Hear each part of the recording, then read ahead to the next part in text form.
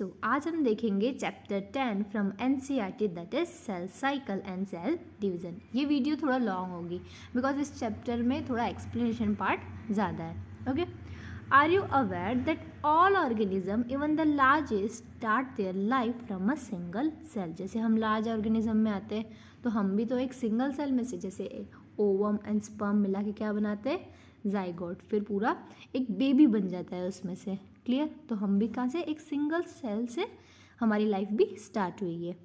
You may wonder how a single cell then goes on to form such a large organism.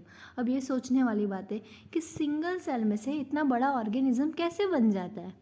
Growth and reproduction are characteristic of cells, indeed of all living organism. So growth and reproduction हर cell में होती है। All cells reproduce by dividing into two, with each parental cell giving rise to two daughter cell each time they divide। यानी ये एक ये daughter parental cell है, इससे डिवाइड होके दो डॉटर सेल को अराइज किया। ओके, सो ये हर सेल की कैरेक्टरिस्टिक है। सो एक पेरेंटल सेल दो डॉटर को, फिर ये डॉटर सेल आगे जाके फिर से दो डॉटर सेल को बॉर्न करेगी। Clear? This newly form daughter cell can then self grow and divide, giving rise to a new cell population that is form by growth and division of a single parental cell and progeny. जैसे एक parental cell उसने दो को form किया, फिर ये आगे जाके ग्रोथ करके अपना, उसके बाद फिर से ये दो को फॉर्म करेगी, देन ये और दो को, ऐसे ही जाके पूरा मिलियंस ऑफ सेल बन जाएंगे। उसमें से क्या बन जाएगा, एक पूरा ऑर्गन, पूरा एक ऑर्गेनिज्म बन जाएगा। क्लियर? सो हम एक सिंगल सेल में से पूरा मिलियंस ऑफ सेल बना के ऑर्गन, टिश्यू, ये सब कैसे बनते वो देखा। अब देखेंगे हम सेल साइकिल। सो इसमें दो डेफिनेशंस आएगी, cell division and cell cycle. Of course chapter का नाम भी है तो हमको इसको ठीक से समझना है। Cell division is very important process in all living organism. During the division of cell, DNA replication and cell growth also take place. हम ये सब आगे पढ़ेंगे डिटेल में। ऑफकोर्स पर एक सेल है, जैसे ये सेल है, इसके अंदर क्या है, ये न्यूक्लियस है, सबके अंदर न्यूक्लियस है, सबके अंदर नहीं होता, एक्सेप्शंस है। जैसे रेड ब्लड सेल्स है हमारे ह्यूमन बॉडी में, इरिथ्रोसाइट, उसमें वो नॉन न्यूक्लिएटेड है। क्लियर? सो अब इसमें से दो बनानी है हमको डॉटर सेल, तो ऑफकोर्स कंटेंट भी उसका डबल करना पड़ेगा। सो ये सेल क्या करेगा, ग्रो करेगा, और उसका डीएनए मटेरियल होगा, जो न्यूक्लियस मटेरियल अंदर क्रोमोसोम्स होंगे, उसको भी डबल करना पड़ेगा। Clear? All this process, cell division, DNA replication and cell growth, hence have to take place in a coordinated way. अब जैसे डीएनए रेप्लिकेशन भी करना है, ग्रोथ भी करना है, फिर आगे जाके दो सेल में उसको डिवाइड भी करना है। सो ये पूरा प्रोसेस एक कोऑर्डिनेटेड वे में होना चाहिए। कोऑर्डिनेटेड वे मतलब क्या, इसके बाद ये होना चाहिए, इसके बाद ये होना चाहिए। So the sequence of events by which a cell duplicate its genome synthesis the other constituent of cell, जैसे ऑर्गेनल्स होंगे ऑफकोर्स सेल्स में, हमने सेल चैप्टर में पढ़ लिया है, and eventually divides into two daughter cell is term as cell cycle. अब cell cycle क्या हुआ, जैसे उसका पूरा कोऑर्डिनेटेड वे, इतने सारे इवेंट्स हो रहे हैं, उसका जीनोम मल्टीप्लाई हो रहा है, सिंथेसिस हो रहा है डीएनए, और जो कंस्टिट्यूशन है, जो हमें कंस्टिट्यूशन से अदर कंस्टिट्यूशन जैसे ऑर्गेनॉल ये सब है, उन सबको क्या करना है, फॉर्म करना है, सिंथेसाइज करना है। वो ये सब एक कोऑर्डिनेटेड वे में हो रहा है। इसमें डिफरेंट इवेंट्स आएंगे, डिफरेंट फेज आएंगे, हम अब आगे बढ़ेंगे। इसको हम क्या बोलेंगे, सेल साइकिल। और एक में से दो बन रहा है तो हम क्लियर, डिवाइड हो रहा है तो हम इसको क्या बोलेंगे, cell division. Although cell growth is a continuous process. अभी हम बोल रहे इवेंट्स है, ऐसा नहीं है वो इवेंट्स में हो रहा है, ऐसा हो रहा है, नहीं, तो वो एक कंटिन्यूस प्रोसेस है। हमने जैसे एम फेज़ है, ये फेज़ है, हमने इसके अंदर अलग अलग फेज़ देख लिए, अभी देखेंगे। सो वो सब कंटिन्यूस प्रोसेस है, हमने समझने के लिए उसको ऐसे डिवाइड कर लिया है। Okay, DNA synthesis only occur during one specific stage in the cell cycle. हम अभी आगे जाके देखेंगे ओनली एस फेज में ही क्या होता है, DNA synthesis. The replicated chromosome are then distributed to daughter nuclei by a complex series of events during cell division. These events are themselves undergo genetic control. मतलब अभी एक में से दो, अभी हमने देखा कि एक सेल में से क्या बनेगा, दो डॉटर सेल। तो ऑफकोर्स एक सेल में से, एक सेल के अंदर जब एक न्यूक्लियस है तो इसमें से पहले दो डॉटर न्यूक्लियाई बनेंगे, फिर जाके दोनों के पास अंदर ये न्यूक्लियस एक एक दे पाएगा ना, उसके पास एक ही न्यूक्लियस होगा तो कैसे दोनों को दे पाएगा। ओके, हम सब देखेंगे ये आगे। सो यहाँ पे हम देख सकते हैं अभी स्टार्ट हो रहा है important phases of cell cycle. A typical eukaryotic cell cycle is illustrated by human cells in culture. This cell divide once in approx every 24 hours. Okay, eukaryotic cell every 24 hours एक ना एक बार तो divide होंगे। However, this duration of cell cycle can vary from organism to organism. जैसे हमारे 24 hours है, पर ये organism to organism vary करती है, and also from cell type to cell type. Yeast, for example, can progress through the cell cycle in only about 90 minutes. So, कितने minute? 90 minutes, ये याद रखनी है। The cell cycle is divided into two basic phases. So, एक है interphase, second है M phase. Interphase बहुत बड़ा होता है, M phase बहुत short होता है, अभी हम देखेंगे। So, the M phase represents the phase when the actual cell division or mitosis occur. M phase क्या है? एक में से दो डिवाइड होगी, जब एक में से दो प्रॉपर बनेगी वो किस में होगा, M से, M phase में। Okay, and the interphase represent the phase between two successive M phase. So M phase, फिर वो interphase and so इन दोनों का बीच का फेस क्या है, इंटरफेस। ओके, एम फेस के यहाँ पे क्या होगा, दो डिवाइड होंगी, क्लियर। फिर ये आगे जाके इंटरफेस में जाएगी, फिर आगे जाके ये भी डिवाइड करेगी, clear. It is significant to note that in the 24 hours average duration of cell cycle of a human cell, cell division proper lasts only for about an hour. The interphase lasts more than 95% of the duration of cell cycle. हम यहाँ पे diagram में देख सकते हैं, ये इतना क्या है, सिर्फ एम फेस, ये पूरा क्या है, इंटरफेस। ओके, सो 95% क्या है, इंटरफेस। वहाँ पे एक्चुअल सेल डिवीज़न नहीं हो रहा है, एक्चुअल किस में हो रहा है, एम में। सो 24 आवर्स में से only 1 hour actual cell division हो रहा है, क्लियर। 23 आवर्स किस में है, इंटरफेस पे। The M phase start with the nuclear division corresponding to the separation of daughter chromosome. Karyokinesis क्या बोलेंगे हम, कार्योकाइनेसिस यानी सेपरेशन ऑफ डॉटर क्रोमोसोम, यानी न्यूक्लियर डिवीजन को हम क्या बोल रहे हैं, कार्योकाइनेसिस। हम वो डिटेल में पूरा फेज देखने वाले हैं। Okay, usually ends with in the division of cytoplasm. So cytoplasm की डिवीजन को क्या बोलेंगे, साइटोकाइनेसिस, क्लियर। आपको ये अभी फिलहाल वर्ड याद रखने हैं, न्यूक्लियर डिवीजन को क्या बोलेंगे, कार्योकाइनेसिस, और साइटोप्लाज्म की डिवीजन को बोलेंगे cytokinesis. Okay, the interphase, though called the resting phase, is the time during which the cell is preparing for division by undergoing both cell growth and DNA replication. अब हमने देखा दो phase है, interphase है और M phase है। M phase में तो एक्चुअल डिवीजन हो रहा है, एक में से दो बन रहा है। तो इंटरफेज में क्या हो रहा है, इंटरफेज में क्या हो रहा है, प्रिपेयर कर रहे हैं। जैसे इंटरफेज के बाद क्या स्टार्ट हो जाएगा, एम फेज। सो वो सेल को प्रिपेयर कर रहे हैं किसके लिए, डिवीज़न के लिए। एक में से दो बनाने हैं तो सब कुछ डबल करना पड़ेगा। सो इस फेज में क्या होगा, cell growth and DNA replication. So अभी हम इंटरफेस के बारे में डिटेल में पढ़ेंगे। The interphase is divided into 3 further phases. First है G1 S phase and G2 phase. First हम डिटेल में पढ़ रहेंगे G1 phase. G1 phase correspond to the interval between mitosis and the initiation of DNA replication. So G1 phase किसके बीच में आ रहा है? अब इसके नेक्स्ट फेज क्या है?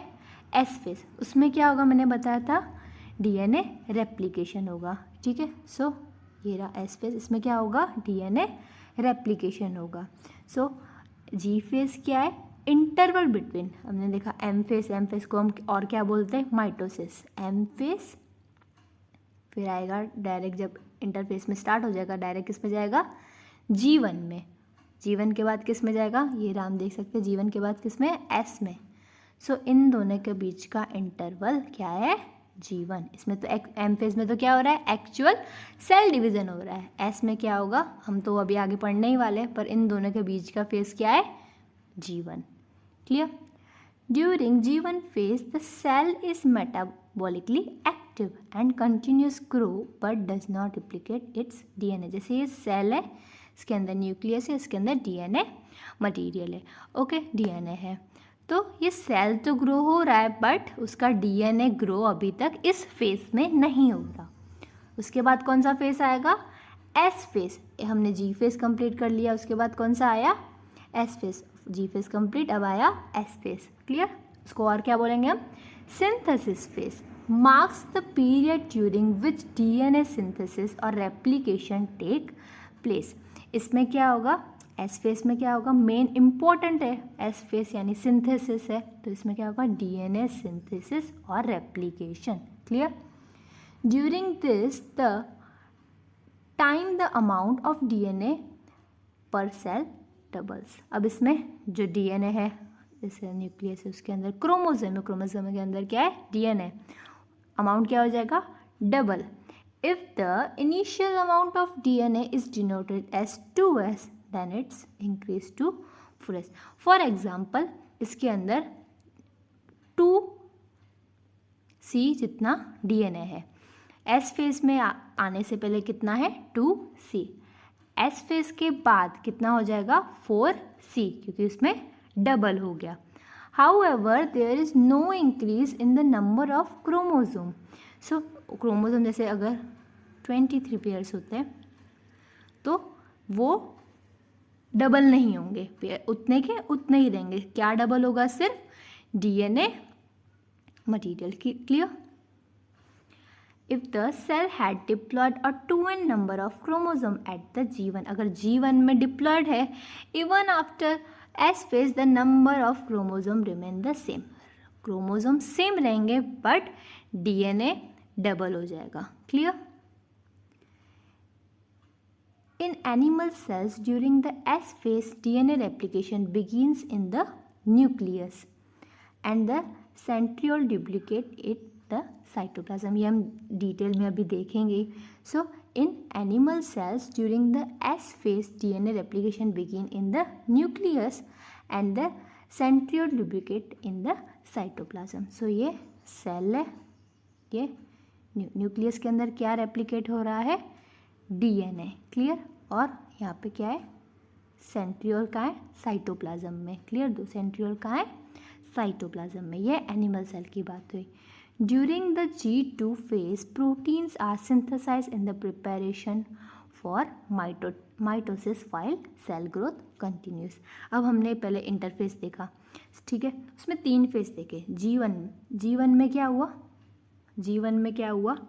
सेल ग्रोथ हुआ. ओके. S फेज में क्या हुआ?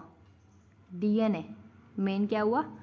DNA replication. फिर G2 में क्या हुआ? G2 में क्या हुआ? प्रोटीन्स बने.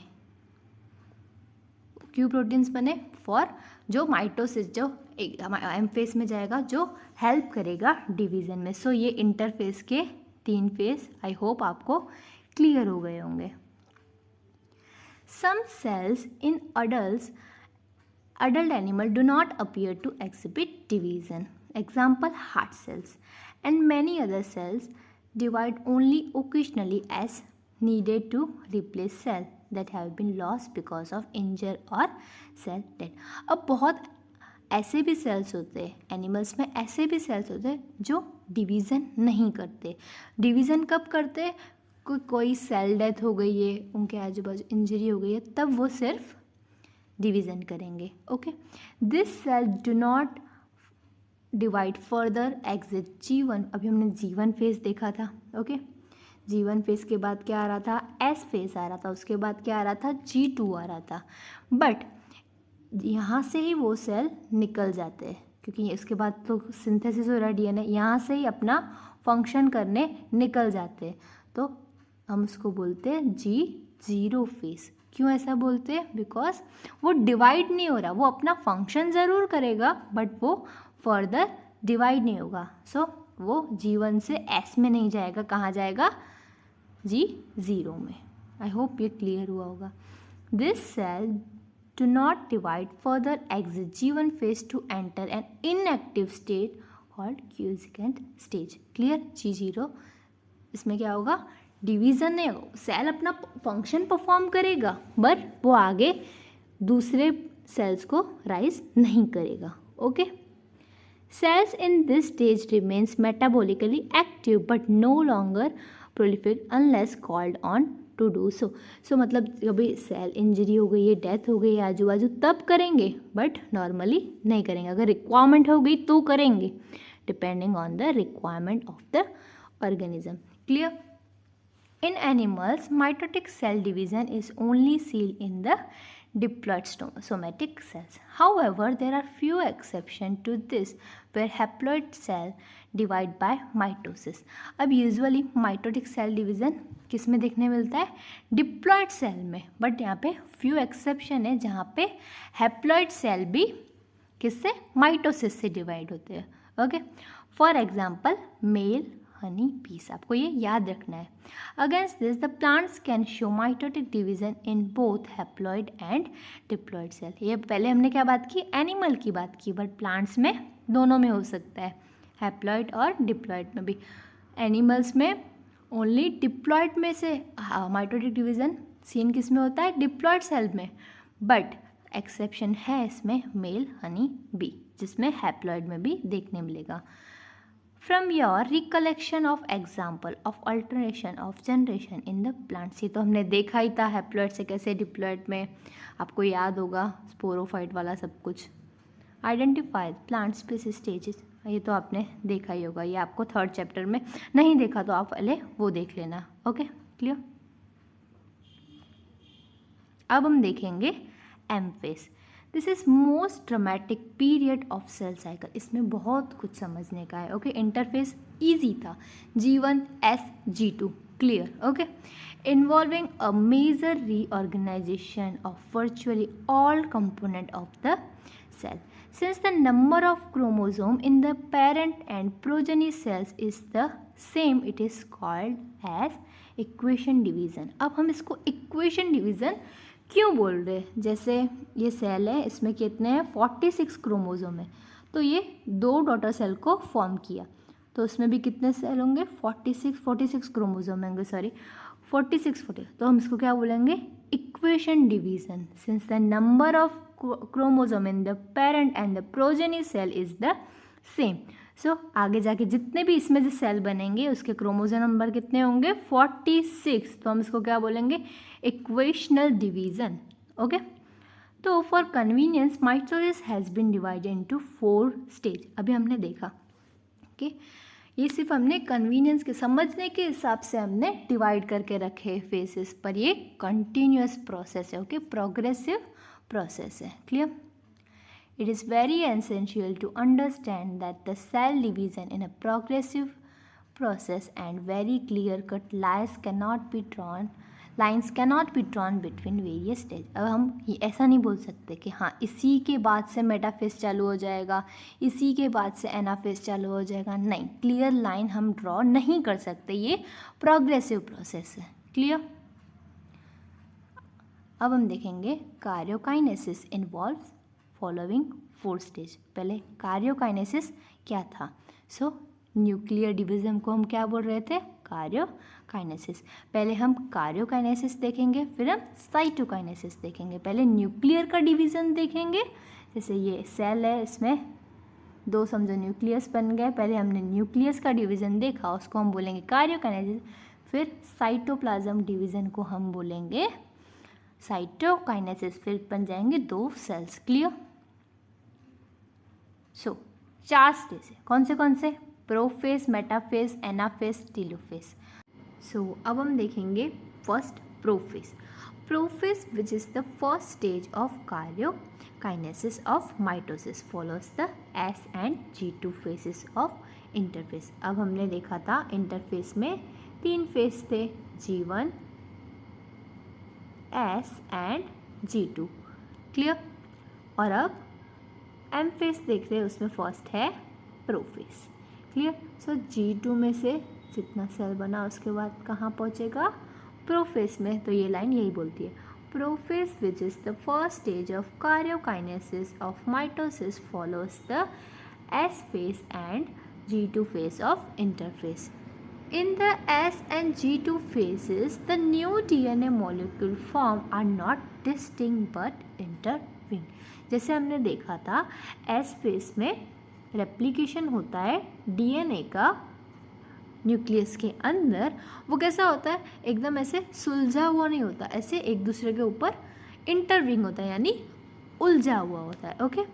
Prophase is marked by the initiation of condensation of chromosomal material. So अभी हमने देखा डीएनए किस में होता है? क्रोमोसोम में। ओके। सो कंडेंसेशन यानी क्या? एक दूसरे के ऊपर ऐसे ऐसे करके कंडेंस होना। Clear? So prophase is marked by the initiation of condensation of chromosomal material. अब हमने देखा कि डीएनए मटेरियल कैसा है? एस फेज में इंटरविंग्ड है, फिर आगे जाके क्या होगा? ऐसे इंटरविंग्ड है, ऐसे उलझा हुआ है। ओके। आगे जाके क्या होगा? ऐसे अनटेंगल हो जाएगा, ऐसे अलग अलग अलग अलग अलग। ओके। अलग अलग हो जाएगा, उसको हम क्या बोलेंगे? Untangle. The chromosome material becomes untangled during the process of chromatic condensation. Clear? The centrosome which had undergone duplication during S phase of interphase now begins to move towards the opposite poles of the cell. अब ये था, यहाँ पे centrosome थे, वो क्या होगा? अभी एक यहाँ और एक यहाँ ऑपोजिट साइड में मूव होंगे। क्लियर? दोनों ऑपोजिट साइड में। The completion of prophase can thus be marked by following characteristic events. So prophase में हमने क्या क्या देखा? Chromosome material condense to form compact mitotic chromosome. Chromosome are seen to be composed of two chromatid attached to the each other to the centromere. ये था centromere, ये क्या है? क्रोमाटिड. क्लियर? क्रोमोसोम इसमें कैसे दिखेंगे? Two chromatid attached together at the centromere. Clear? Centrosome which had undergone duplication during interphase begins to move toward opposite poles. हमने ये अभी देखा. Each centrosome radiate out microtubule called esters. अब हम देखेंगे ester क्या होता है. Okay. The two ester together with spindle phylum form mitotic apparatus. So अभी हमको देखना है कि ester क्या है.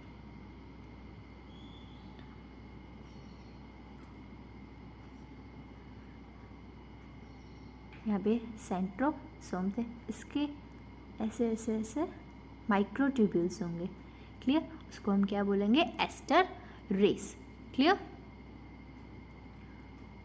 और ये सेंट्रोसोम और एस्टर रेस मिला के हम क्या बोलेंगे? एस्टर्स. और टू एस्टर्स. अब यहाँ पे भी क्या है? हमने देखा कि एक यहाँ पे है सेंट्रोसोम, एक यहाँ पे है, तो हम ये दोनों एस्टर्स को मिला के बोलेंगे माइटोटिक एपरेटस. फिर से देख लेते हैं, ये कंफ्यूजिंग था थोड़ा. सो हमने देखा ये है सेल, एक सेंट्रोसोम यहाँ, एक सेंट्रोसोम यहाँ, उसके ऊपर माइक्रोट्यूब्यूल्स थे, उसको हम बोलेंगे aster rays. Clear? Aster rays. और यहाँ पे भी है. अब ये दोनों साथ में सेंट्रोसोम और एस्टर रेस को मिला के हम बोल रहे हैं एस्टर, और ये भी क्या हुआ एस्टर। ये दोनों एस्टर मिला के हम बोलेंगे माइटोटिक एपरेटस। क्लियर। अब हम आगे देखते हैं। Cells at the end of prophase when viewed under the microscope do not show Golgi complex, ER, nucleus and nuclear envelope। अभी तक ये सब डेवलप नहीं हुए। क्लियर। सेकंड है metaphase. The complete disintegration of the nuclear envelope mark the start of the second phase of mitosis। अब इसमें क्या होगा, जैसे हमने देखा था इसके अंदर क्या है, क्रोमोसोम, कंडेंस क्रोमोसोमल मटेरियल है। अब क्या होगा, ये न्यूक्लियर जो एनवोलप है वो पूरा टूट जाएगा। क्लियर। अगर टूट गया तो क्या होगा, अंदर जो क्रोमोसोम था वो पूरे साइटोप्लाज्म में फैल जाएगा। क्लियर। ये लाइन क्या बोलना चाहती है, फिर से रीड करते। The complete disintegration of the nuclear envelope marks the start of the second phase of mitosis. Hence, the chromosomes are spread through the cytoplasm of the cell। अगर मेम्ब्रेन टूट गई, न्यूक्लियस की मेम्ब्रेन टूट गई, एनवोलप टूट गया तो क्या हो जाएगा, जो क्रोमोसोम मटेरियल था वो पूरे साइटोप्लाज्म में आ गया। क्लियर इतना। By this stage, condensation of chromosome is completed and they can be observed clearly under the microscope। अब इस स्टेज में कंडेंसेशन कंप्लीट होता है। हम जब माइक्रोस्कोप में देखेंगे तो हमको ठीक से एकदम क्रोमोसोम दिखेंगे। तो ऐसा क्वेश्चन भी आ सकता है कि हम एक्सटर्नली जब हमको क्रोमोसोम देखना है तो वो माइक्रोस्कोप में हम कौन से फेस में देखेंगे तो हमको ठीक से दिखेगा। So metaphase. Clear. This then is the stage at which morphology of chromosome is most easily studied. At this stage, metaphase chromosome is made up of two sister chromatids which are held together by the centromere। Clear? जैसे ये centromere है, ये क्या है, chromatid। Clear? Small disc shaped structure at the surface of centromere। अब ये centromere क्या है, ये सेंटर वाला। ओके, इसको हम बड़ा करते हैं। इनकी सरफेस पे, यहाँ पे सरफेस पे क्या होता है, डिस्क शेप, ऐसे डिस्क शेप होता है, उसको हम बोलते हैं kinetochores. This structure serve as the site of attachment of spindle fibre. Okay, अब क्या ये क्यों होते हैं डिस्क शेप के, सो हम यहाँ पे डायग्राम में देख सकते हैं। ओके, ये डायग्राम सबको दिख रहा है, हम थोड़ा एनलार्ज कर लेते हैं इसको। सो देखो ये रहा, इनकी सरफेस पे ये क्या है, यहाँ पे क्या होगा, काइनेटोकोर्स। ये क्या करेगा, ये सब स्पिंडल फाइबर, उसको साइड दिखा अटैचमेंट, हर में देख सकते हैं, वहाँ पे स्पिंडल फाइबर पर अटैच है, सब में देख सकते हैं हम लोग। ओके, सो क्या करेगा, site of attachment. This structure serve as the site of attachment of the spindle fibre. क्या, किसकी बात हो रही है, काइनेटोकोर्स। जैसे ये क्या है, सेंट्रोमियर, क्रोमाटिड। क्लियर। इसके सरफेस, यहाँ पे सरफेस पे क्या है, काइनेटोकोर्स। यहाँ पे क्या अटैच होंगे, spindle fibre. Clear. To the chromosome that are moved into position at the center of the cell. Hence, the metaphase is characterized by all chromosome coming to the lie at the equator। अब ये spindle fibre देख लिए किस पे attach है, kinetochores पे। अब देखेंगे ये एक लाइन पे, सारे क्रोमोसोम एक ऐसे लाइन पे आ जाते हैं, तो हम इसको क्या, इस प्लेट को क्या बोलेंगे हम, मेटाफेज प्लेट। तो मेटाफेज का कैरेक्टरिस्टिक क्या है कि सारे क्रोमोसोम ऐसे इक्वेटर पे आ जाते हैं। क्लियर। फिर से हम रीड करते हैं ये पूरा, तो हम ठीक से समझेंगे। Hence the metaphase is characterized by all chromosome coming to lie at the equator। Clear, ये डायग्राम में दिख रहा है। With one chromatid of each chromosome connected by its kinetochores to the spindle fibre. दिख रहा है हमको, ये सब स्पिंडल फाइबर है, अटैच्ड है यहाँ पे सबके काइनेटोकोर्स के साथ। Okay, the plane of alignment of the chromosome at metaphase is referred to as metaphase plate. ये पूरी एक लाइन बनी, यहाँ पे दिख रही है सबको, एक पूरी लाइन यहाँ पे बनी, यहाँ बोलेंगे हम metaphase plate. Clear. The key features of metaphase, अब हमने क्या देखा key features, spindle fibres are attached to the kinetochores. Clear सबको। Chromosome are move to spindle equator and get aligned along metaphase plate through the spindle fibre to both poles. ये भी देख लिया, सारे सेंटर में आ गए और किससे अटैच, वो स्पिंडल फाइबर से। क्लियर। अब हम देखेंगे anaphase. At the onset of anaphase, each chromosome arranged at the metaphase plate is split simultaneously, and the two daughter chromatids, now referred to as two daughter chromosome of the future daughter nuclei। अब हम ये पूरा sentence समझेंगे। Of course ये समझ नहीं आया आपको डायरेक्ट ही, जैसे ये आप देख सकते हो, ये पहले था मेटाफेज में, स्पिंडल फाइबर अटैच है, दिख रहा है यहाँ पे सबको। स्पिंडल फाइबर ये क्या करेगी, ऐसे स्पिंडल फाइबर क्या करेगी, ऐसे खींचेंगी इनको। ओके, स्पिंडल फाइबर खींचेंगी, तो जैसे ओके एक क्रोमोसोम है, यहाँ से एक स्पिंडल फाइबर खींच रही है, यहाँ से दूसरी खींच रही है, तो ये दोनों क्या हो गया, ऐसे अलग अलग हो गया। क्लियर, सबको समझ आ रहा है, ऐसे अलग अलग हुआ। अगर खींचने की वजह से अलग हो गया तो इनका शेप ऐसा हो जाएगा। क्लियर, इनका शेप ऐसा हो जाएगा, जैसे खींचने की वजह से, जैसे हम सेंटर से खींच रहेंगे किसी चीज़ को, सेंटर से खींचेंगे तो कैसा हो जाता है, इस साइड का ऐसा हो जाएगा, इस साइड का ऐसा हो जाएगा। आई होप आपको ये क्लियर हुआ। ये दोनों पहले साथ में था, ऐसे खींचने की वजह से ऐसा इनका शेप आ गया। अभी हम डायग्राम में देखेंगे तो आपको कंफ्यूज नहीं होना कि ये ऐसे क्यों दिख रहे हैं। Okay,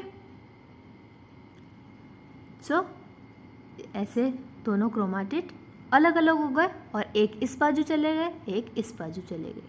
clear. As each chromosome moves away from the equatorial plate, the centromere of each chromosome remain directed toward the pole and hence at the leading edge। अब हमने देखा उनका शेप कैसा हो गया। चलो डायग्राम ही है नीचे, हम वहीं देख लेते हैं। ओके, सब यहाँ सबको दिख रहा है, इनका शेप भी अलग है, दिख रहा है सबको। ये क्या है, सेंट्रोसोम। अब ये इस पोल के यहाँ पे, ये इस पोल के यहाँ पे, तो ये लाइन क्या बोलना चाहती है, फिर से रीड करो। As each chromosome moves away from the equatorial plate, the centromere of each chromosome remain directed toward the pole। centromere क्या है, डायरेक्टेड टूवर्ड द पोल है, इस साइड है, ये इस साइड है। Clear. Thus anaphase stage is characterised by, अभी anaphase आपको क्लियर हो जाना चाहिए, क्या क्या हुआ उसमें, centromere split and chromatid separate. हमने देखा एक क्रोमोसोम का क्रोमाटिड एक इस बाजू गया, एक इस बाजू, दोनों यानी ऑपोजिट पोल गया। Okay, chromatid move to opposite pole. Clear, सबको ये क्लियर हो गया होगा अभी। सो अब हम देखेंगे telophase at the beginning of final stage. अब हम कार्योकाइनेसिस के फाइनल स्टेज पे आ गए हैं, कौन सा, टीलोफेज। अब हम उसकी बिगनिंग देख रहे हैं।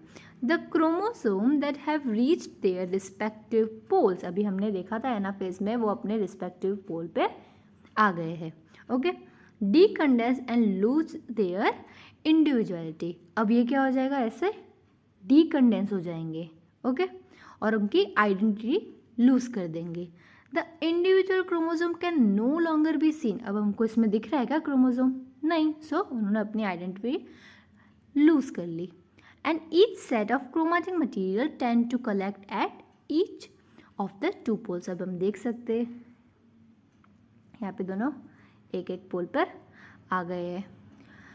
This is the stage which show the following key events. अब हमने क्या क्या देखे key events. So chromosome cluster at the opposite spindle poles and their identity is lost as discrete elements. Of course यहाँ पे दिख रहे हैं हमको कैसे हो गए हैं, आइडेंटिफिक लूज करके एक क्लस्टर जैसे बन गए, क्रोमोसोम क्लस्टर बोल सकते हैं उसको हम, okay.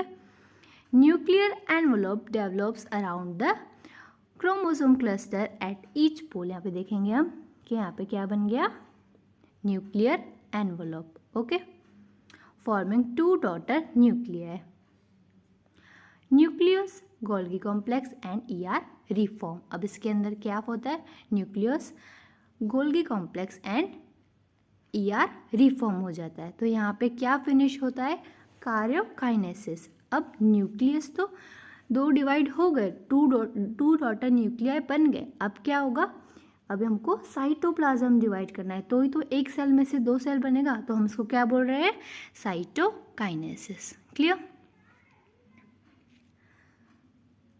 Mitosis accomplished not only the segregation of duplicate chromosome into daughter nuclei, हमको सिर्फ 2 डॉटर न्यूक्लिया नहीं बनाना, but the cell itself is divided into 2 daughter cell।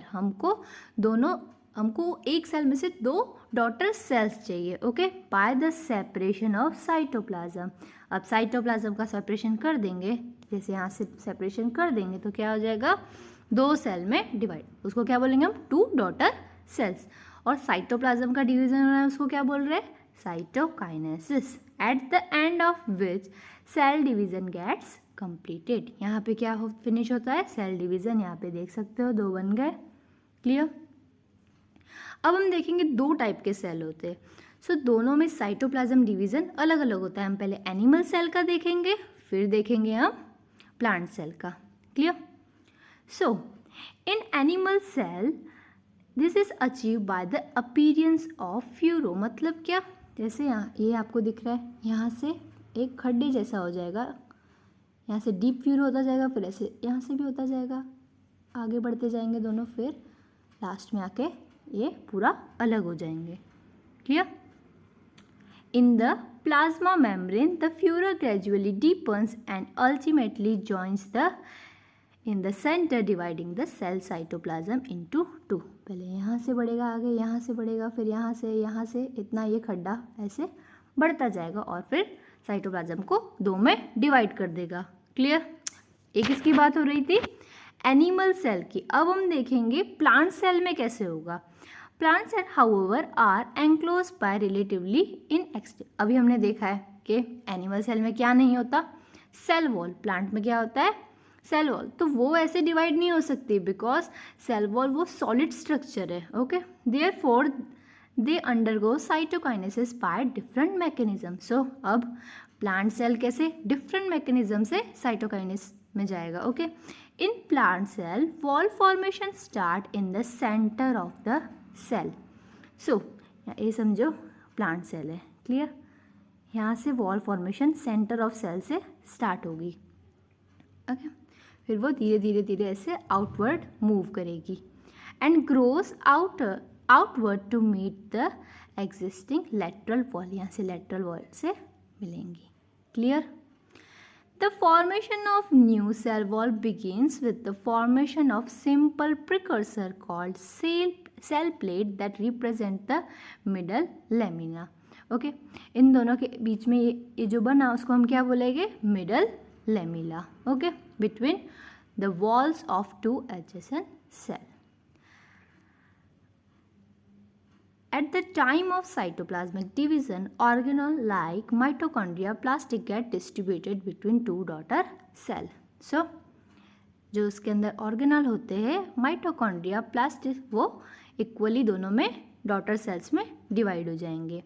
In some organism karyokinesis is not followed by cytokinesis, okay. किसी किसी में क्या होता है, karyokinesis मतलब क्या था, न्यूक्लियर डिवीजन तो हो जाता है बट साइटोप्लाज्म डिवीजन नहीं हो पाता। तो एक ही सेल में, जैसे एक ही सेल में मल्टी न्यूक्लिएटेड कंडीशन हो जाती है, ओके, बिकॉज न्यूक्लियर डिवीजन तो हो गया बट साइटोप्लाज्म डिवीजन नहीं हो पाया। उसको हम क्या बोलेंगे, result which multinucleated condition arise leading to the formation of syncytium. So ये एक एग्जाम्पल है, उसका एग्जाम्पल क्या है, लिक्विड एंडोस्पर्म इन कोकोनट। हम कोकोनट को देखेंगे तब उसमें हमको क्लियरली मल्टी न्यूक्लिएटेड कंडीशन दिखती है। ओके, अब हम देखेंगे सिग्निफिकेंस ऑफ माइटोसिस। माइटोसिस और द इक्वेशन डिवीजन, हम इसको इक्वेशनल डिवीजन क्यों बोल रहे हैं? बिकॉज अगर वो डिप्लॉयड सेल डिवाइड हो रहा है तो डॉटर सेल को भी सेम नंबर ऑफ क्रोमोसोम मिलेंगे। ओके, अगर 46 है तो डिवाइड होके दोनों में कितने आएंगे? 46 और 46 ही आएंगे, इसलिए हम इसको क्या बोलेंगे? Equational division. Clear? Mitosis or equational division is usually restricted to the diploid cell only. Usually हमने अभी देखा था माइटोसिस किस में होता है? डिप्लॉयड सेल्स में। Okay, however in some lower plants and some social insect haploid cells also divide by mitosis. but किसी में इंसेक्ट में ऐसे एक्सेप्शन है जो हैप्लॉइड भी डिवाइड करते हैं, किससे? By mitosis. It is very essential to understand the significance of this division in the life of an organism. हमने हनी बी का एग्जाम्पल भी देखा था जिसमें हैप्लॉइड सेल्स किससे डिवाइड होते हैं? By mitosis. ये आपको बहुत इंपॉर्टेंट है, आपको याद रखना है। हैप्लॉइड सेल्स भी डिवाइड होते हैं माइटोसिस में, किसमें? एग्जाम्पल आपको याद रखना है। Are you aware of some example where you studied about haploid and diploid insect? Mitosis usually result in the production of diploid daughter cells. Of course हमने देख लिया कि माइटोसिस के बाद जो दो डॉटर सेल बनेंगी वो कैसी होंगी? डिप्लॉयड। जैसे अभी हमने देखा 46 क्रोमोसोम है और उसमें 2 डॉटर सेल बनेंगी तो इनमें भी कितने होंगे? 46 और 46 क्रोमोसोम। क्लियर? तो क्या बोलेंगे हम? डॉटर सेल में भी डिप्लॉयड है। Okay, Mitosis usually results in the production of diploid daughter cells with identical genetic complement. The growth of multicellular organism is due to mitosis.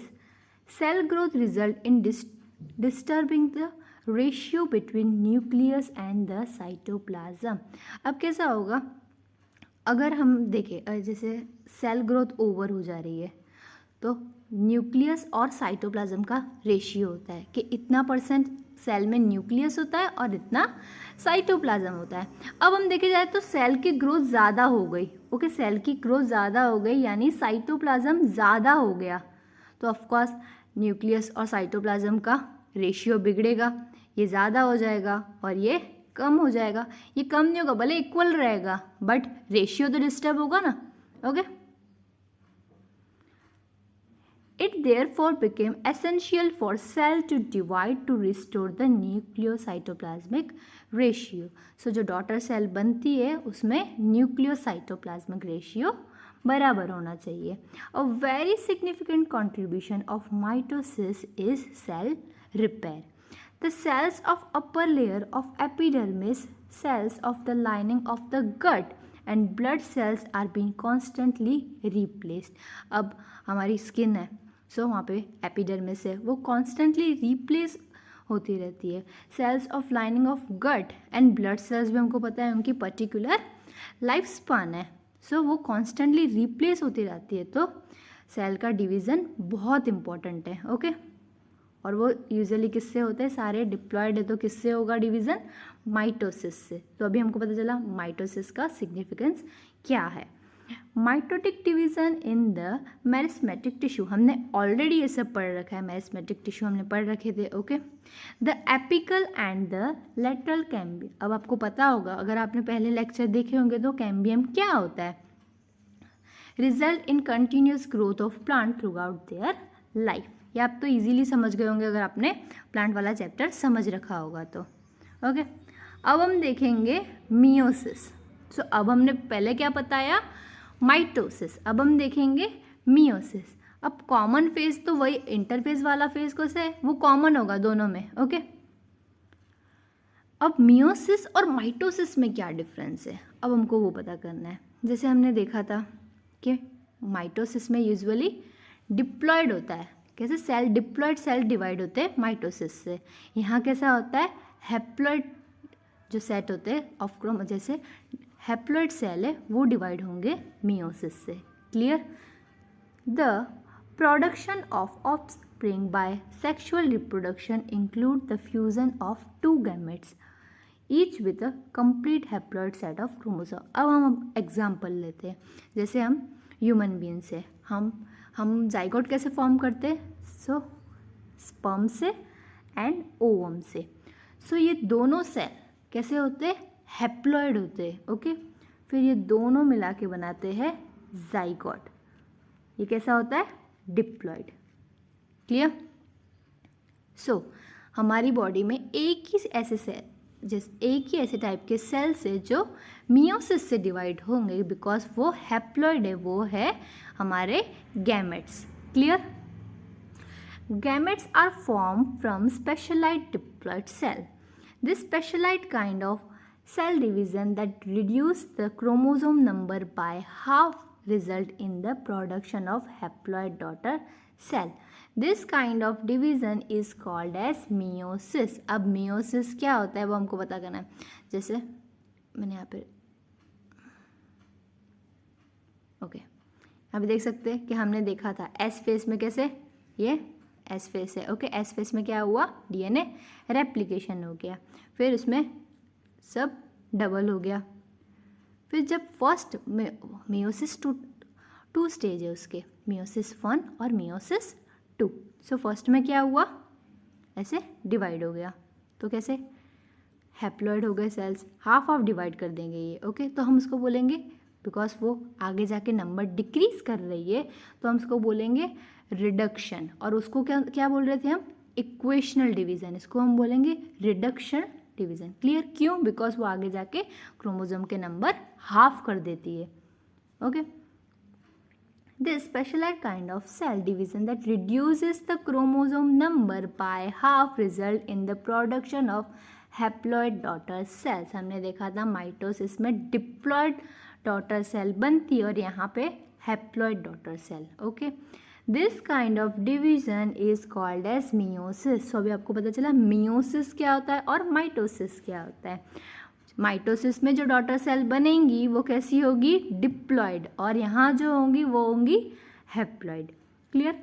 Meiosis ensure the production of haploid phase in the life cycle of sexually reproduce organism, whereas fertilisation restore the diploid phase. अब जैसे gametes कैसे होते हैं? Haploid होते हैं. फिर fertilisation हो गया, फिर क्या बन जाता है? उसमें से जाइगोट बन जाता है, फिर वापस कैसा हो जाता है? डिप्लॉइड हो जाता है. ओके, सो हमने देखा था अल्ट्रेशन ऑफ जनरेशन, हमने प्लांट्स में देखा था, तो यहाँ पे भी देख लेते. ओके, ये कैसा है? ये स्पर्म है, ये ओवम है, दोनों क्या है? हैप्लॉइड है. दोनों मिला के क्या बनाएंगे? जाइगोट. फिर से ये क्या हो गया? Diploid. Clear? We came across meiosis during gametogenesis in plants and animals. अभी हमने देख लिया example. This lead to the formation of haploid gametes. हमने ऑलरेडी देख लिया haploid gamete कैसे बनेंगे. The key feature of meiosis are as follows. Meiosis involve two sequential cycle. अब हमने देखा था माइटोसिस में एक ही था और इसमें क्या होता है? 2 साइकिल होती है of nuclear and cell division called meiosis 1 और मियोसिस 2. इसमें क्या होगा? 2 बार न्यूक्लियर डिवीजन होगा, 2 बार सेल डिवीजन होगा, but only a single cycle of DNA replication. So हम यहाँ पे देख सकते हैं मियोसिस 1 में एक बार हुआ डिवीजन तो 2 बने, फिर से मियोसिस 2 में आए, फिर टोटल कितने बने? 4. ये हमको याद रखना है. 4 haploid cell at the end of meiosis बनते हैं. माइटोसिस के एंड में 2 diploid cells. Clear? Meiosis 1 is initiated after the parental chromosome have replicated to produce identical sister chromatids at the S phase. अब देखा हमने. So ये क्या है ना, सॉरी थोड़ा ऊपर लेते हैं. ये है जर्म सेल. ओके, एक मदर से आया, एक फादर से आया, फिर वो किस में गया? एस फेस में गया और वहाँ पे क्या हुआ? रेप्लिकेशन हो गया, यानी डबल हो गया दोनों. Okay, clear? Meiosis 1 is initiated after the parental chromosome have replicated to produce identical फिर एस फेज कंप्लीट होगा, फिर क्या स्टार्ट होगा, meiosis 1। Clear. Meiosis involves pairing of homologous chromosome and recombination between non-sister chromatid। अब non-sister chromatid क्या होता है, जैसे ये एक क्रोमोसोम है, ये बहुत गंदा बनाया मैंने, फिर से बनाते हैं। सो ये एक क्रोमोसोम है और ये दूसरा क्रोमोसोम है। सो ये दोनों क्या हुई, सिस्टर क्रोमेटिड। ये दोनों क्या हुई, सिस्टर क्रोमेटिड। और ये दोनों क्या होंगी, नॉन सिस्टर। ये दोनों क्या होंगी, नॉन सिस्टर। अब इनका भी रिकॉम्बिनेशन होगा। हम आगे जाके यही देखना है हमको मियोसिस 1 और 2 में। ये तो सिर्फ सुपरफिशियली देख रहे हैं, हम आगे आगे क्या पढ़ेंगे कि की फीचर्स क्या है। Okay. Meiosis involve pairing of homologous chromosome and recombination between non-sister chromatid। अब आपको पता चला कि non-sister chromatid क्या होता है। Okay. 4 haploid cells are formed at the end of meiosis 2। अभी हमने देखा 1 2 3 4 4 haploid cells हमको मिलेंगी at the end of meiosis 2। meiosis 1 में क्या होगा, एक में से 2 बनेगी।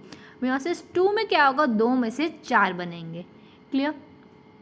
अब मियोसिस के फेस लिखते हैं। ओके। सो मियोसिस के 4 है, meiosis prophase 1, metaphase 1, anaphase and telophase 1। और 2 में हम सिर्फ पीछे 2 लगा लेंगे। क्लियर। तो फर्स्ट हम पढ़ेंगे मियोसिस 1। सो मियोसिस 1 माइटोसिस से थोड़ा आपको कॉम्प्लिकेटेड लगेगा। Okay.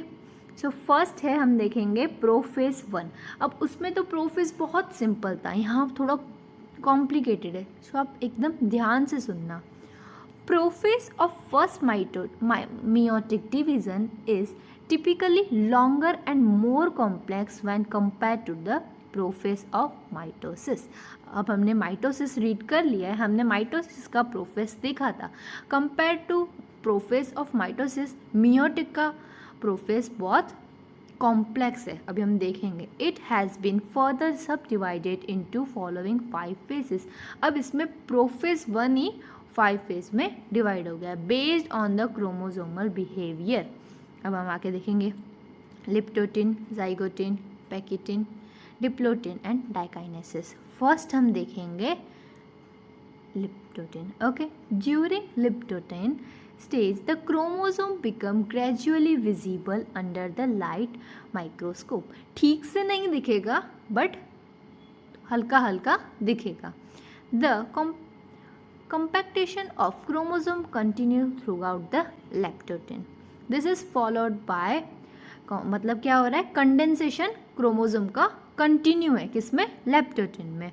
This is followed by second stage of prophase. Clear. अभी मैंने यहाँ पे डायग्राम बनाया, देख लो।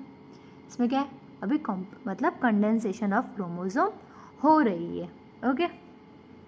फिर सेकंड स्टेज स्टार्ट हो रहा है, उसको क्या बोलते हैं हम, zygotene. Clear. During this stage chromosome start pairing together and this process of association is called synapsis. Okay. अब ये दोनों क्रोमोसोम है। ओके। ये दोनों एसोसिएट मतलब जॉइंट होना स्टार्ट किए, उस प्रोसेस को हम क्या बोल रहे हैं, साइनेप्सिस। क्लियर। कोई सिनेप्सिस बोलता है, कोई साइनेप्सिस बोलता है। तो ये 2 क्रोमोसोम हम देख सकते हैं, दोनों एसोसिएट हो रहे हैं। Such paired chromosome are called as homologous chromosome. So ये दोनों हम इनको क्या बोलेंगे, homologous chromosome. Clear. Electron micrograph of this stage indicate the chromosome synapsis is accompanied by formation of complex structure called synaptominal complex। अब हम देखेंगे ये कॉम्प्लेक्स क्या है। ये दिख रहा है हमको, एक क्रोमोसोम, 2 क्रोमोसोम, इसके बीच में ये कॉम्प्लेक्स, वो क्या है, प्रोटीन ये स्ट्रक्चर है जो दोनों को कनेक्ट कर रही है। ओके। दोनों को पेयर कर रही है वो complex. The complex formed by pair of synapse homologous chromosome is called a bivalent or tetrad. However, these are more clearly visible at the next stage। अब हम नेक्स्ट स्टेज में आएंगे तो हमको ये क्लियरली दिखेंगे। अब टू क्रोमोसोम एंड पेयर, उसको हम क्या बोलेंगे, बाइवेलेंट। पेयर्ड क्रोमोसोम, 4 क्रोमैटिड, अभी हमने देखा कि ये दोनों पेयर हो जा रहे हैं, ये दोनों यहाँ पे पेयर हो जा रहा है, तो हम इसको क्या बोलेंगे, टेट्राड। ओके, टेट्राड क्यों बोल रहे हैं हम इसको, इसके पास कितनी क्रोमैटिड हो गई, 4। क्लियर, दोनों पेयर हो गई। The two stages of prophase 1 are relatively short-lived compared to the next stage, that is पैकिटिन। अब आपको क्लियर होना चाहिए, ज़ाइगोटिन में हमने क्या देखा, ये कॉम्प्लेक्स देखा, कॉम्प्लेक्स यहाँ पे दिख रहा है हमको क्लियरली। ओके, ये पूरा मिला के कॉम्प्लेक्स है। ओके, अब हम दूसरा स्टेज देखेंगे, pachytene. Okay, during this stage the 4 chromatid of each bivalent chromosome become distinct and clearly appears as tetrad। इसमें हमको क्लियरली टेट्राड दिखता है। क्लियर, वहाँ पे ठीक से नहीं दिख रहा था, यहाँ पे हमको क्लियरली दिखेगा। अब यहाँ पे इंपॉर्टेंट चीज़ें हो रही है, आपको ध्यान रखना है। This stage is characterized by, अब पैकिटिन is characterized by appearance of recombination nodules। सो हम देख सकते हैं यहाँ पे नॉन सिस्टर क्रोमा, यहाँ पे नॉड्यूल फॉर्म हो रहा है, देख सकते हैं। Okay, recombination nodule, the side eight which crossing over occur between non sister chromatid, ये दोनों नॉन सिस्टर क्रोमाटिड मैंने दिखा दी दोनों। Okay, of homologous chromosome. Crossing over is the exchange, ये क्रॉसिंग ओवर हो रहा है तो उसमें क्या होगा, exchange of genetic material between two homologous chromosome. इसमें क्या होगा, exchange of genetic material. Clear, crossing over is also an enzyme mediated process and the enzyme involve is called as recombinase. यहाँ पे जो एंजाइम इन्वॉल्व होगा उसको हम क्या बोलेंगे, recombinase. Clear, crossing over leads to recombination of genetic material on the 2 chromosomes. अब crossing over क्या हो जाएगा, दोनों का जेनेटिक मटीरियल को मिक्स कर देगा। Recombination between homologous chromosome is completed by the end of pachytene, leaving the chromosome linked. अब ये स्टेज फिनिश हो गया, बट स्टिल क्रोमोसोम अभी तक लिंक्ड है। अब हम आगे का फेज पढ़ेंगे, diplotene. The beginning of diplotene is recognised by dissolution of synapse, ये कॉम्प्लेक्स हमने देखा। अब बिगनिंग में क्या होगा डिप्लोटिन में, ये कॉम्प्लेक्स मतलब ये कॉम्प्लेक्स टूट जाएगा, and the tendency of recombined homologous chromosome of bivalent to separate from each other except at the side. अब ये दोनों पूरा अलग हो जाएंगे। ओके, बट ये सिर्फ यहाँ से अलग नहीं हो पाएंगे। सो हम इस साइड को क्या बोलेंगे, एक्स शेप है जो हमको दिख रहा है, क्लियर मैंने, ओके ये दिख रहा है हमको, जो एक्स शेप बन रहा है उसको हम क्या बोलेंगे, कायस्मेटा।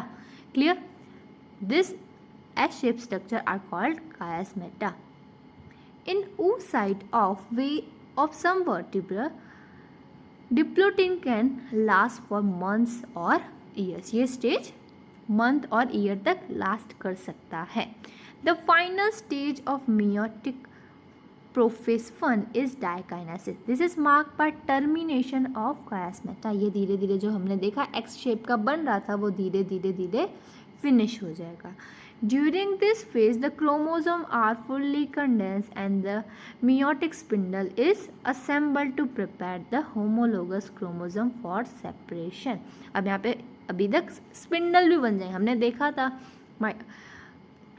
माइटोटिक डिवीजन में कि स्पिंडल फाइबर्स क्या होती है, जो खींचती है ओके एक एक पोल की तरफ। Bye the end of diakinesis the nucleus disappear and the nuclear envelope also break down. Dikinase represent the transition to metaphase। अब यहाँ पे क्या हो जाएगा, bye the end of diakinesis क्या न्यूक्लियस डिसअपियर हो जाएगा और न्यूक्लियर मेम्ब्रेन भी टूट जाएगी। अब मेटाफेज 1 में क्या होगा, the bivalent chromosome align on the equatorial plate. हमने ऑलरेडी देख लिया इक्वेटोरियल प्लेट मतलब क्या होता है, हम फिर से एक बार देख लेते हैं। The microtubules from the opposite poles of the spindle attached to the kinetochore। अब हमको पता है kinetochore, अगर किसी को नहीं पता तो एक बार फिर से देख लेते हैं। ये सेंटर में बहुत यहाँ पे क्या होता है, काइनेटोकोर। कोर। ये क्या हेल्प करता है, यहाँ पे स्पिंडल फाइबर यहाँ पे अटैच होती है। क्लियर, हम देख लेते मेटाफेज 1 में क्या हुआ, हम ये डायग्राम में देख लेते। सो देखा यहाँ पे मिडल लाइन पे, यानी इस प्लेट पे आ गए। इस प्लेट को हम क्या बोलते थे, याद करना। ओके, अब हम देखेंगे एनाफेज 1 में क्या हो रहा है। The homologous chromosome separate while sister chromatid remain associated eight there centromere. अब देखा स्पिंडल फाइबर ने क्या किया, खींचा, ये इस बाजू जाएंगे, ये इस बाजू जाएंगे। ओके, बट किससे अटैच है, सिस्टर क्रोमैटिड सेंट्रोमेर से। क्लियर, एनाफेज में ये हुआ। अब टीलोफेज 1 में क्या हुआ, the nuclear membrane and the nucleus reappear. अब न्यूक्लियर मेम्ब्रेन भी आ गई, न्यूक्लियस भी आ गया। Cytokinesis follows, this is called as dyad of cells. Dyad क्यों बोल रहे हैं हमको, ओके यहाँ पे देख सकते हैं साइटोप्लाज्म का भी डिवीजन हो गया। Clear, because haploid number of chromosome है। Although in many cases the chromosome do not undergo some dispersion, they do not reach the extremely extended stage of interphase nucleus. The stage between the two meiotic division is called as interkinesis। ये question आ सकता है, जैसे meiosis 1 है और ये meiosis 2 है। सो हम इन दोनों के स्टेज के बीच को क्या बोलते हैं, इंटरकाइनेसिस। ये क्वेश्चन आ सकता है।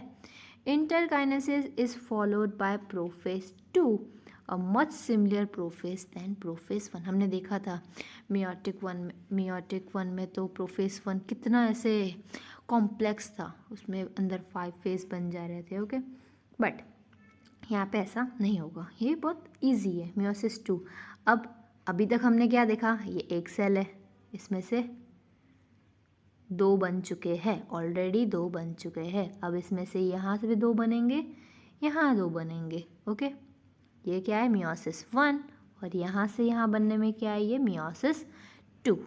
Clear, meiosis 2 is initiated immediately after cytokinesis.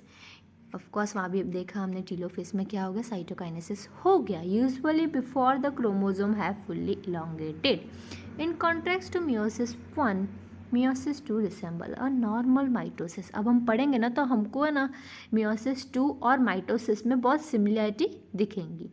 The nuclear membrane disappear bye the end of prophase 2। Prophase 2 में क्या होगा, bye the end of prophase 2 nuclear membrane disappear हो जाएगा, द क्रोमोसोम फिर अगेन क्या हो जाएगा, कॉम्पैक्ट। ओके, अब मेटाफेज 2 में क्या हो गया, at this stage the chromosome align at the equator. फिर से वो कहाँ आ गए, इक्वेटर पे आ गए। And the microtubules from opposite poles. ये अभी आपको, अगर आपने मियोटिक 1 और माइटोसिस क्लियरली समझ लिया तो आपको ये सिर्फ रीड करने से समझ आ रहा होगा कि इसमें क्या हो रहा है। ओके, हम अभी डायग्राम में भी देख लेंगे।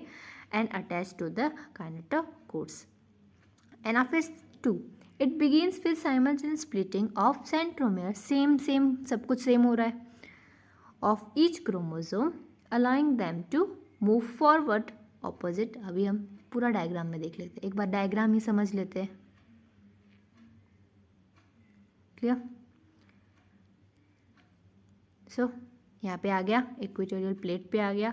फिर क्या हुआ, एनाफेज में क्या हुआ, यहाँ पे स्पिंडल फाइबर ने यहाँ खींचा और इसको यहाँ खींचा। क्लियर, फिर टीलोफेज में क्या हो जाएगा, दोनों डिवाइड हो जाएगा। Meiosis ends with the telophase 2 in which the two groups of chromosome once again get enclosed by a nuclear envelope। दोनों के पास क्या आ जाएगी, अपनी अपनी न्यूक्लियर। फिर क्या होगा, इसके बाद न्यूक्लियर एनवेलप आ गया, फिर cytokinesis following result in formation of tetrad of cell. Last में क्या बन जाएंगे, 4 सेल। देख सकते हैं हम यहाँ पे।